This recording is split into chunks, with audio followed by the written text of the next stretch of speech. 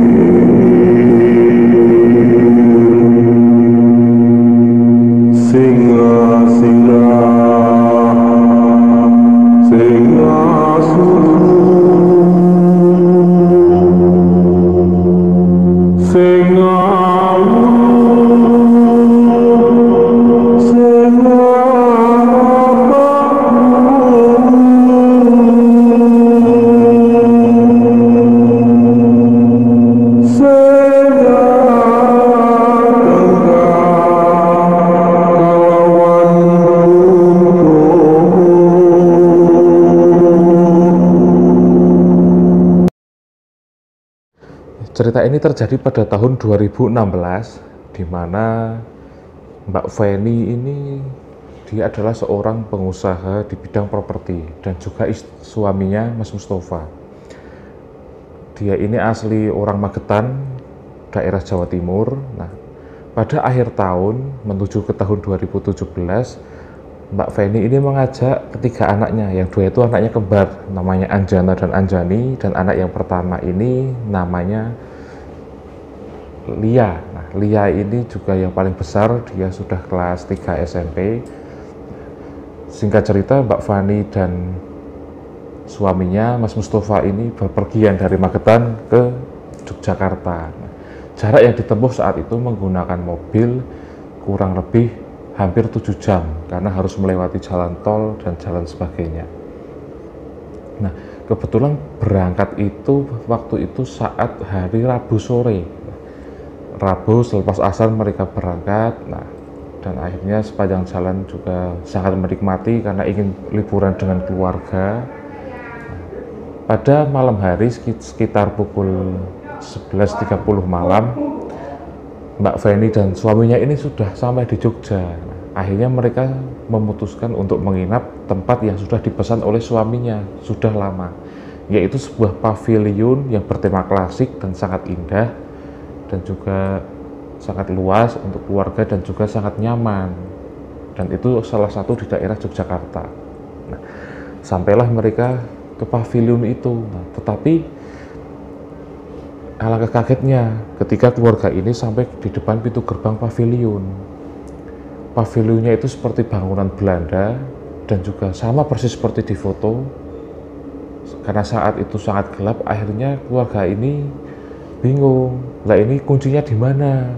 Kita harus menghubungi siapa? Nah, kebetulan Pak Mustafa sudah keingat ketika nanti sudah di pavilion, yang punya pavilion juga sudah memberitahu sebelumnya ketika nanti sudah sampai situ, maka jarak 500 meter dari pavilion itu ada sebuah rumah namanya Mbah Jarwo. Nah, Mbah Jarwo itu yang memegang kunci daripada pavilion itu. Singkat cerita, mobil pun langsung mengarah ke rumah Mbah Jarwo. kemudian mengetuk pintu, assalamualaikum, waalaikumsalam, dan akhirnya mereka duduk sebentar. Nah, Mbah Jarwo ini bertanya kepada Pak Mustafa, jenengan iki saking pundi to, Pak? Kula saking Magetan, Jawa Timur, pada liburan teng Jogja. Wonten seminggu wonten mriki nyewa villa sama berjalan-jalan dan juga bertemu dengan teman-teman yang lama. Nah, singkat cerita, mereka mengobrol, selesai mengobrol sekitar jam 12 lebih 15 menit atau pukul 12:15 malam, Pak Jarwo ini memberikan kunci kepada Pak Mustafa. Tetapi Pak Jarwo juga bilang kepada Pak Mustafa, yang penting kalau mau buka pintu belakang, buka jendela belakang besok, syukur-syukur ada daun pandan 7 helai. Kalau ada daun pandan, entah beli di pasar ataupun sudah membawa, bisa ditaruhkan di air, direndam di mangkok, kemudian ditaruh ke pintu bagian belakang besok pagi. Nah, sontak Pak Mustafa saat itu juga terkejut dan kaget, loh, daun pandan. Saya juga pesan pavilion ini untuk menyewa 1 minggu juga. Kemarin pemilik pavilion ini yang kebetulan orang Jakarta tidak memberitahu saya kalau saya harus membawa daun pandan untuk diberikan kepada mangkok, diletakkan di pintu belakang. Kemudian Mbah Jarwo ini bilang, ya sudah, besok tak petikan, besok tak pekne, besok tak petikan, yang penting sekarang Pak Mustafa bisa masuk dan bisa langsung istirahat, karena pavilion itu juga sudah saya bersihkan dari pagi tadi, sudah siap digunakan, silahkan monggo. Nah, singkat cerita, Pak Mustafa dan Mbak Vina ini dan juga anak-anak yang saat itu sudah tertidur pulas, datanglah mereka ke pavilion. Suasana di sekitar itu sangat sepi karena juga tidak terlihat apa-apa. Mungkin dalam kanan kiri kemudian belakang dari pavilion tersebut adalah hutan ataupun taman-taman yang indah. Nah, setelah mereka masuk, nah di situ juga pemandangannya sangat klasik karena memang Pak Mustafa ini sangat menyukai hal-hal yang klasik, begitu juga Mbak Feni selaku istrinya. Nah, di ruangan tamu itu terdapat ada radio zaman kuno, radio tahun 45-an, kemudian ada foto-foto orang zaman dahulu, foto orang-orang Jawa sedang menggendong sesuatu, kemudian ada foto-foto foto-foto yang paling besar itu adalah foto Battle of Mohawk. Itu peperangan di daerah Mohawk tahun 1500 atau abad pertengahan, 1560-an lah saat itu. Nah, di situ juga tertera penulisnya atau pelukisnya, namanya itu Bill William S. tahun 1887. Berarti dulu pemilik rumah ini bisa dipastikan adalah era kolonial, itu orang Belanda. Kemudian di situ juga rumah tidak terlalu besar, tetapi memang ruangannya itu estetika dan terapi. Pintu kemudian jendela juga masih menggunakan tempo-tempo lama. Dan di depan pintu masuk atau di halaman di teras itu juga ada dua patung orang membawa sebuah pedang menggunakan topi baja, ya istilahnya tentara. Kemudian di ruang tengah juga ada patung, dan di ruang tamu sebelah kursi ini ada meja. Nah, di itu kanan kiri itu ada patung Bathara Karang atau orang sekarang itu menyebutnya jenglot. Dan lukisan tadi itu terletak persis itu di atas. Jadi ada lorong untuk menuju ke kamar dan ruangan lainnya. Di situ itu ada lukisan tadi itu, Battle of Mohawk itu. Nah, kemudian di sebelah kanan ini juga ada sebuah kaca besar, itu ukirannya itu dari kayu jati berbentuk naga melingkar seperti ini. Itu besar, sekitar ukuran 1 kali 2 meter. Nah, kebetulan malam itu juga sangat sepi karena ini memang di daerah agak terpencil dan memang daerah untuk wisata, memang sepi. Saat itu Pak Mustafa dan istrinya ini memutuskan untuk istirahat setelah mereka packing, membersihkan pakaiannya, menata barang-barang yang tadi dibawa, mereka pun istirahat. Nah, di situ Pak Mustafa langsung terlelap pulas. Nah, tetapi jam 2 itu kebetulan jamnya itu kan masih jam dinding zaman dahulu, masih ada loncengnya, klonteng. Nah, saat jam 2 itu tiba-tiba anak Mbak Vina ini menangis, owe. Nah, artinya dia minta minum susu. Nah, karena saat itu air di belakang. Kemudian Mbak Vina ini akhirnya membawa susu dan dot untuk mengambil air dan membuat susu itu di belakang. Dia itu jalan sendirian, anaknya yang dua di kasur. Kemudian ya udah li, bentar tak ambil minum untuk si anak ini membuatkan susu di belakang. Nah, saat dia berjalan ke belakang, tiba-tiba itu dia itu sempat terhenti saat di depan kamar. Saat akan menuju ke dapur, Mbak Vina ini kaget. Dia ini mendengar samar-samar orang itu mandi gebiar-gebir, jebur. Loh, jam segini siapa yang mandi? Atau kerannya rusak? Nah, akhirnya Mbak Vina ini langsung menuju ke toilet. Setelah dia membuka pintu toilet, alangkah terkejutnya. Di situ tidak ada orang yang mandi, tidak ada suara jebur-jebur, tetapi hanya keran itu, apa istilahnya, itu menetes kecil. Nah, di situ Mbak Vina ini agak panik, tapi dia menenangkan dirinya. Udahlah, tentang yang penting saya bikin susu buat anak saya gitu. Nah, kemudian dia mulai mengambil ceret, kemudian memantik kompor untuk membuat air panas. Nah, dia juga menunggu sejenak sambil bermain handphone. Nah, saat dia memain handphone seperti ini, kebetulan di depan di sebelah kanan Mbak Vina ini kan ada sebuah jendela kayu yang dibuka dua. Nah, itu tuh buka, seakan-akan tuh buka gini, kotek, kayak kena angin. Malam-malam tidak ada angin, tidak ada suara apapun, kok tiba-tiba kok pintu jendela ini yang besar itu ngek tanpa pikir panjang. Mbak Vina pun langsung menutup jendela itu cetek dan dia kancing. Nah, sangat terkejut lagi setelah Mbak Vina mengancing, belum dia beranjak kakinya dari situ, Mbak Vina ini ada remang-remang suara anak-anak itu pada bermain di luar. Aku disik. Nah, saya dulu. Nah, Mbak Vina ini sempat tercengang, tetapi dia juga masih menenangkan hatinya. Mungkin itu tetangga di sebelah sana masih pada ramai-ramai begadang jam 2 malam. Nah, kebetulan saat itu juga Mbak Vina sudah membuat susu, kemudian dia kembali ke kamar. Saat akan kembali ke kamar, kebetulan saat akan kembali ke kamar itu kan kamar sebelah sini dan lurus itu kan kaca tadi itu. Karena sebelah sini ada lukisan dan Mbak Vina ini memandang langsung kaca.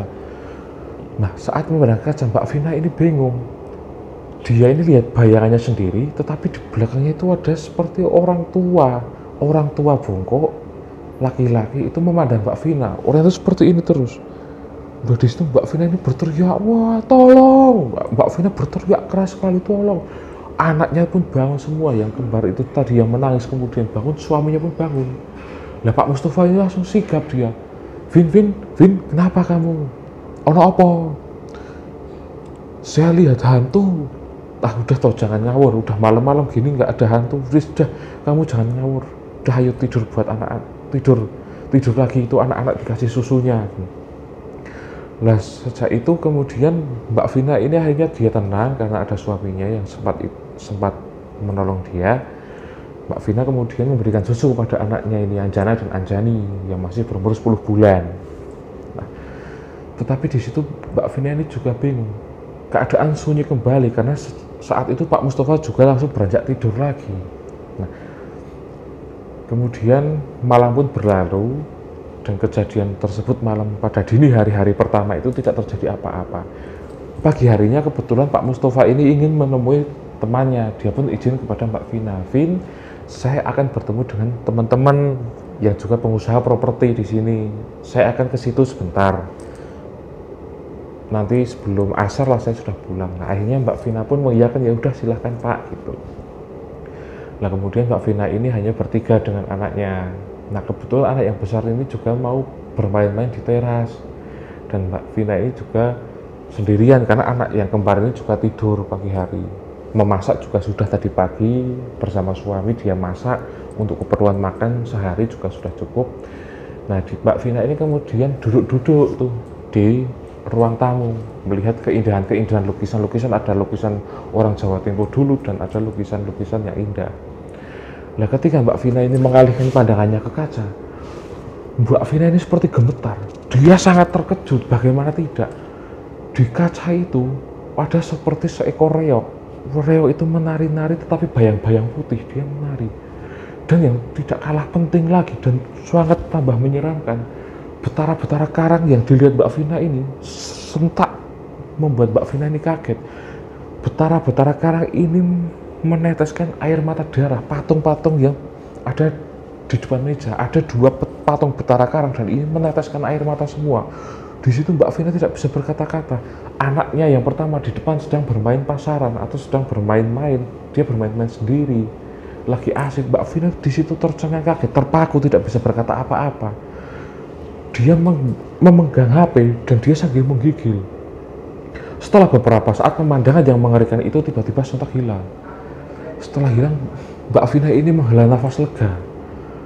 Setelah Mbak Vina menghela lega, dia langsung berlari ke kamar menghampiri anaknya untuk menemani anaknya.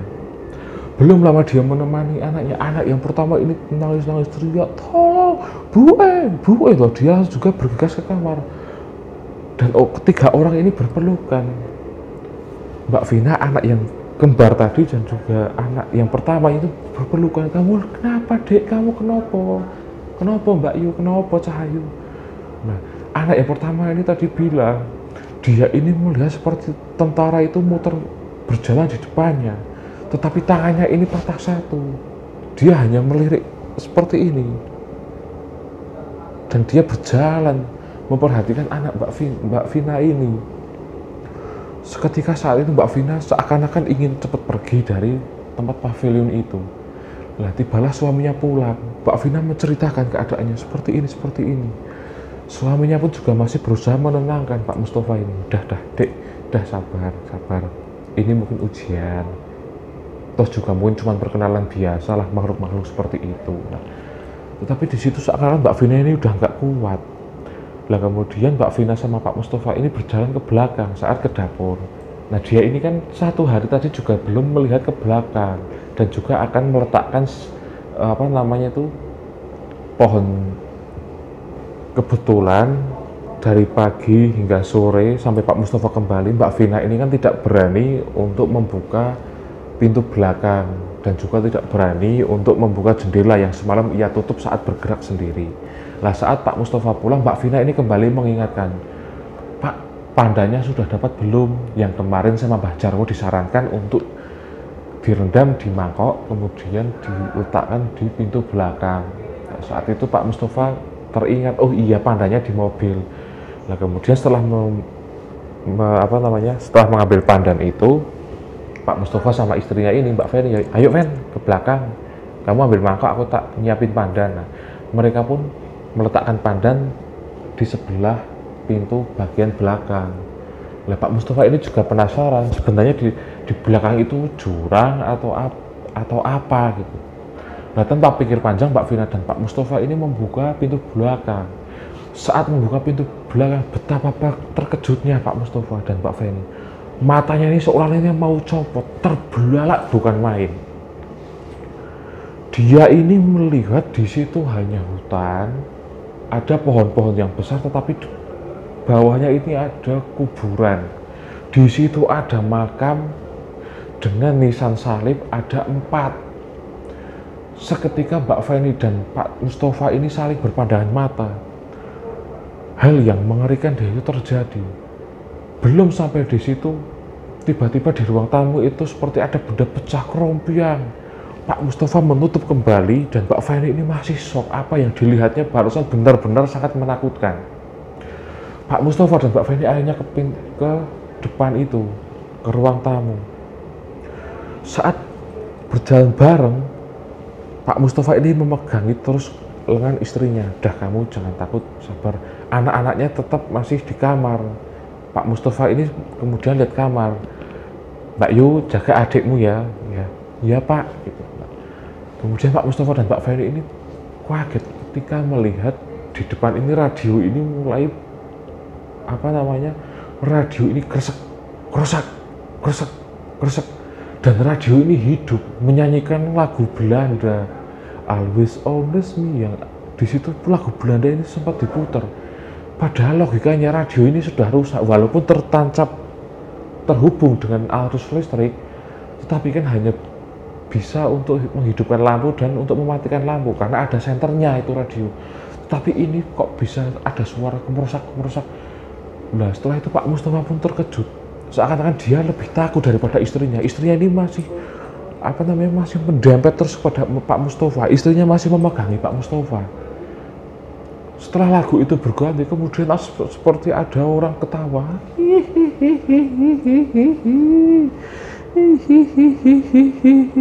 Sempat 2 kali suara itu ada. Pak Mustafa pun seakan-akan sudah tidak kuat. Kemudian dia menengok ke patung jenglotnya itu. Nah, tiba-tiba patung itu mematahkan seperti mematahkan kepalanya, itu menengok dua-duanya ke arah Pak Mustafa dan ke arah Bu Feni ini. Kretek. Jadi sini itu seperti semen, itu hanya patung semen tetapi patah itu. Matanya itu seperti membara merah. Ditambah lukisan-lukisan tadi itu, ada lukisan orang Jawa, nenek-nenek yang sedang tersenyum itu juga menangis darah. Di situ Pak Mustafa tambah kaget. Ini bangunan Belanda memang indah tetapi sangat ngeri. Tiba-tiba hari itu sangat mendung karena sudah sore hari, sangat mendung. Pak Mustafa akhirnya bertekad untuk meninggalkan pavilion tersebut dan mencari tempat lain. Nah, dalam keadaan yang mengerikan itu, tiba-tiba salah satu anaknya Mbak Feni ini nangis, oe. Di situ Mbak Feni dan Pak Mustafa ini terkejut. Karena apa? Karena tiba-tiba bayi ini tuh, yang satu nangis, yang satu ini meninggal. Dia dalam keadaan sudah melepuh biru-biru. Dan kakaknya ini, anaknya Mbak Feni yang pertama ini juga nangis, dek bangun, Anjani bangun. Anjani sudah sekarat, sudah mati. Dan dia itu mati sebagai bayinya itu sudah membiru dan juga mulutnya itu terbuka. Sangat kasihan sekali, tangisnya pun sangat kasihan. Setelah kejadian itu Pak Mustafa dan Mbak Feni ini kaget. Dia membangunkan anaknya, seakan-akan wah, teko iki rek, nggak bisa kita teruskan. Ya, pada intinya mereka pun akhirnya ingin pindah dari pavilion itu, hari itu juga, sore itu juga. Sebelum maghrib, akhirnya Mbak Feni ini dengan keadaan menangis, dia juga menyebut keluarganya, anaknya meninggal. Dan Pak Mustafa juga saat itu sangat terpukul hatinya, ada apa ini? Oke teman-teman, ini kayaknya udah nggak kondusif situasinya. Ini asbak jatuh, ini lawang tutup sendiri, saya sendirian di rumah. Nih, teman-teman kalau yang nggak percaya,